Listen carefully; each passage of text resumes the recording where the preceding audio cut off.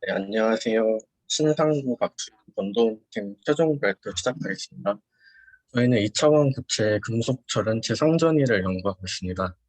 저희가 다룰 2차원 고체가 어떤 물질인지는 중간 발표 때 상세히 소개해드렸기 때문에 이번에는 간단하게 소개만 드리겠습니다. 먼저 MATBG라는 물질인데요. 그래핀을 두 장을 매직 앵글이라고 부른 특별한 각도로 틀어서 겹쳐놓은 물질입니다.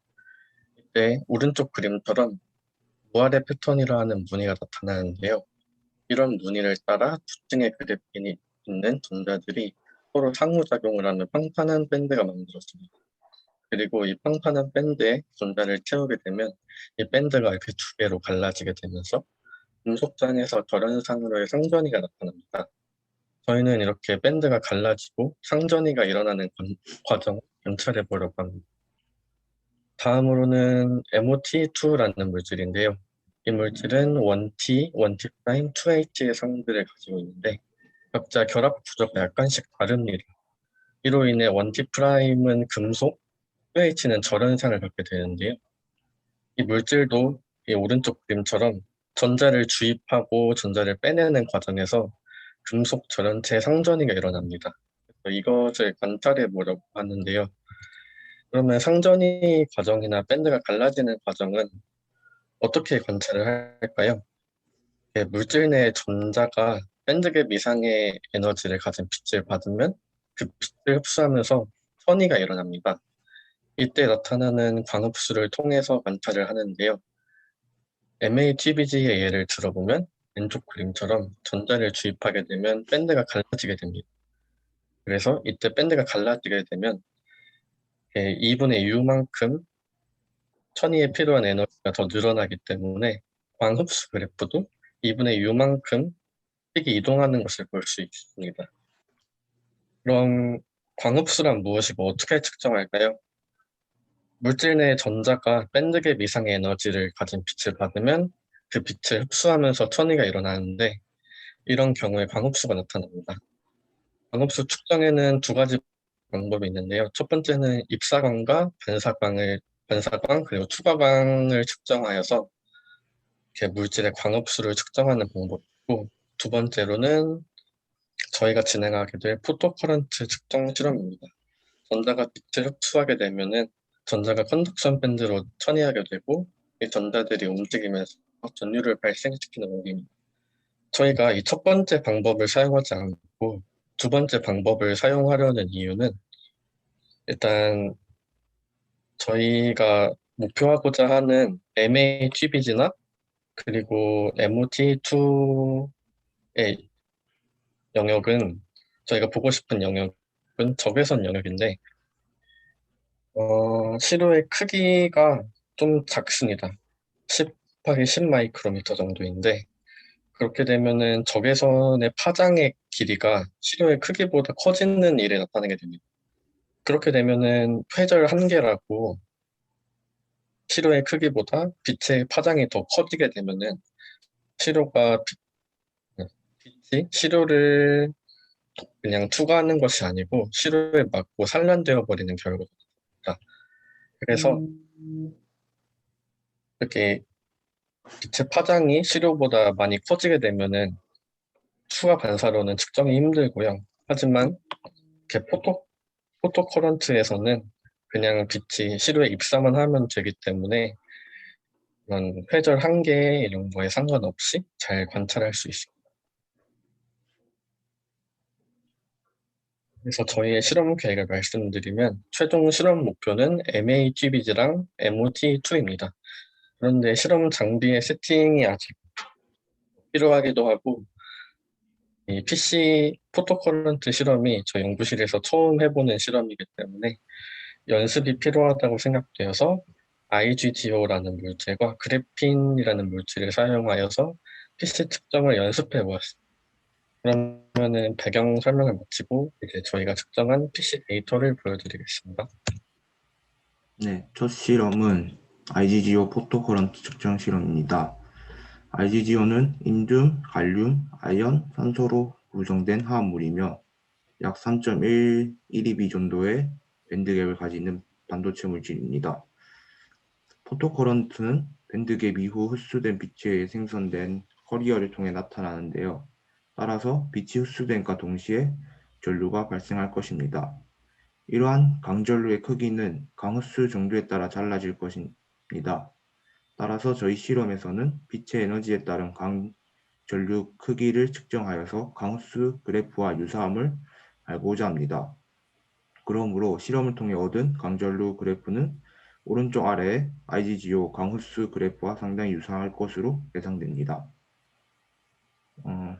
네.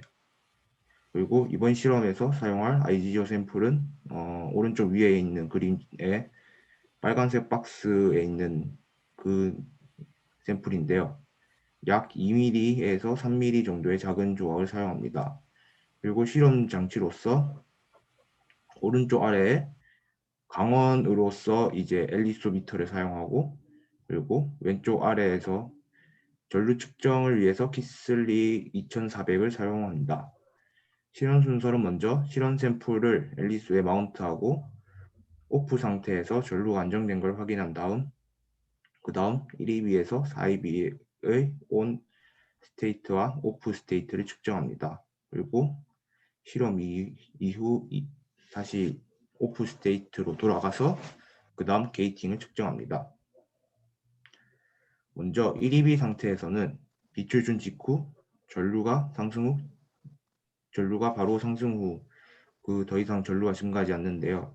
이때 1EB에서 전류 변화량은 약 2나노 암페어 정도는 매우 적었습니다. 그리고 4EB 빛에서는 약 15분 동안 천천히 전류가 증가하면서 이후 세츄레이션이 되는 것을 볼 수 있습니다. 이때 전류 변화량은 약 20나노 암페어 정도가 나왔습니다. 이 실험에서는 빛을 준 동시에 포토커런트가 나타날 것으로 예상했지만 실제 실험에서는 빛을 주고 일정 시간이 걸리는 모습을 보였습니다.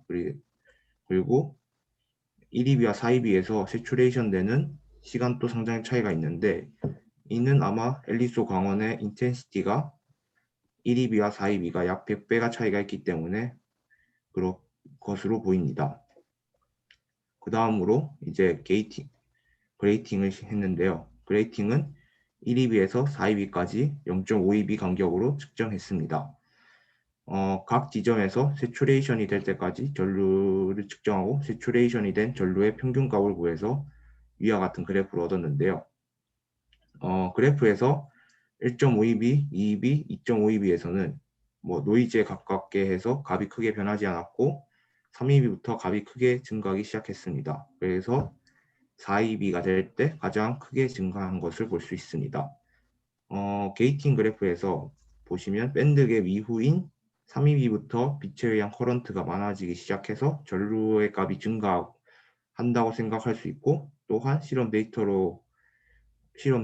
데이터가 앞서 본 흡수 그래프와 비교하면 상당히 유사함을 알 수 있습니다. 따라서 실험이 성공적으로 마무리했다고 볼 수 있습니다. 다음으로 그래핀을 시료로 하여 포토커런트를 측정한 실험 결과에 대해 말씀드리겠습니다. 앞서 실험은 IgGO와 비슷한 크기의 그래핀을 사용했으며, 샘플은 실리콘 기판 위 그래핀에 인줌 전극을 붙인 형태입니다. 그래핀의 광흡수 데이터는 오른쪽 위 그래프와 같으며, 때문에 저희가 실험에서 얻을 수 있는 광전류 데이터 역시 4.5 EV 근처에서 피크를 관찰할 수 있을 것이라고 예상했습니다. 실험 과정은 다음과 같습니다. IgGO처럼 먼저 엘립소에 샘플을 올리고 실험 장치를 세팅한 다음에 엘립소 빛을 켜고 끄며 변화가 있는지, 세츄레이션이 되는지를 확인했습니다. 또한 레이저 빛 펄스를 적으며 포토커렌트 변화가 존재하는지를 추가적으로 확인했습니다. 이후 자세하게 설명하겠으나, 그래핀의 경우에는 세츄레이션 되지 않고 시간에 따라 전류가 계속해서 변화한다는 문제점이 있었습니다. 때문에 IgGO와 달리 그래핀은 그레이팅을 하지 못했습니다. 앞서 IgGO 실험을 진행했을 때처럼 그래핀의 경우에도 엘립소로 빛을 쪼여가며 오프 스테이트를 관찰했습니다. 지금 보이는 두 개의 데이터는 엘립스로 각각 4EV, 2EV의 빛을 샘플에 조사하다가 빛을 꺼서 오프 스테이트가 되었을 때를 관찰한 그래프입니다. 오프 스테이트가 되자마자 급격하게 레벨이 감소하는 것을 관찰할 수 있었습니다. 이후 1시간 동안 오프 스테이트를 유지하면서 전류를 관찰하였는데 전류가 세츄레이션 되지 않고 계속해서 감소하는 추세를 보였습니다. 그래서 다음에는 빛을 켜고 온 스테이트를 관찰하였습니다. 왼쪽 그래프는 엘립스로 1EV의 빛을, 오른쪽 그래프는 4EV의 빛을 쪼여졌을 때의 데이터를 나타낸 것입니다. 모두 전체적으로 전류가 증가하는 추세를 보이고 있으며 빛을 쪼여줄 때 전류가 증가하는 기울기가 더 작습니다. 또한 IGGO의 경우 1EV일 때 1분에서 2분 혹은 즉시 반응을 보였던 것과 달리 또 4EV일 때는 15분 정도 지나면 세츄레이션 됐던 것과 달리 그래핀의 빛을 켜고 온 스테이트 실험을 진행했을 때는 시간이 지나도 세츄레이션을 관찰할 수 없었습니다. 결론적으로 그래핀의 경우에는 빛을 켜거나 꺼도 세츄레이션 되지 않아 그레이팅을 할 수 없었습니다. 때문에 본래 목적이었던 빛 에너지에 따른 광전류 변화를 확인하지 못했습니다. 그래서 그래핀 포토커렌트 실험에서 세츄레이션이 되지 않은 이유를 알아보기 위해 관련 논문을 여러 가지 찾아보았는데요. 우선 많은 수의 논문이 저희가 쓴 샘플과는 다르게 마이크로미터 크기 정도의 샘플에 금 전극을 사용했다는 걸 알 수 있었습니다. 또한 그래핀 샘플이 공기 중에 노출되는 경우 물이나 산소와 반응하여 포토커렌트의 변화가 생긴다는 이야기가 있었는데요. 왼쪽 그림은 논문에서 사용한 치료의 모식도입니다. 저희가 실험한 샘플은 인중 전극을 사용하였지만 여기서는 금 전극을 사용하고 사파이어로 공기 노출을 막았습니다. 여기 그림에서 사파이어로 덮이지 않은 부분에서는 그래핀이 공기 중에 산소나 물과 반응하는 것을 확인할 수 있습니다. 오른쪽의 그래프 A는 이 사파이어로 덮이지 않은 부분에 포토커렌트를 측정한 것으로 빛을 받으면 포토커렌트가 즉시 발생하지만 산소나 물이 빛의 위에 떨어져 나가면서 그래핀의 홀 밀도가 감소합니다. 이를 포토 디소션이라고 하며 이 포토 디소션 때문에 빛을 쪼여주고 있으면 전류가 서서히 감소하는 것을 볼 수 있습니다. 빛을 제거하면 산소나 물이 다시 그래핀에 붙으면서 그래핀의 홀 도핑 정도가 증가하여 전류 역시 서서히 증가하는데 이를 리에조션이라고 합니다. 그러나 사파이어 기판으로 그래핀을 덮어주는 경우에는 그래핀은 이러한 효과들의 영향에서 벗어나게 됩니다. 이때 포토커렌트를 측정한 그래프가 아래쪽의 그래프 B인데요. 전류가 계속해서 변화하지 않고 안정적인 레벨을 보이는 것을 확인할 수 있습니다. 때문에 저희 역시 작은 샘플의 금 전극을 사용하고 샘플이 공기와 접촉하는 것을 막는다면 세츄레이션 되는 결과를 관찰할 수 있을 것으로 예상하였습니다. 이 사진들은 저희가 갖고 있는 샘플 중 TBG의 구조를 나타낸 것입니다. 앞서 설명드렸던 논문처럼 금 전극을 사용하였고 샘플을 HBN으로 감싸서 공기와의 접촉을 차단할 수 있는 샘플입니다.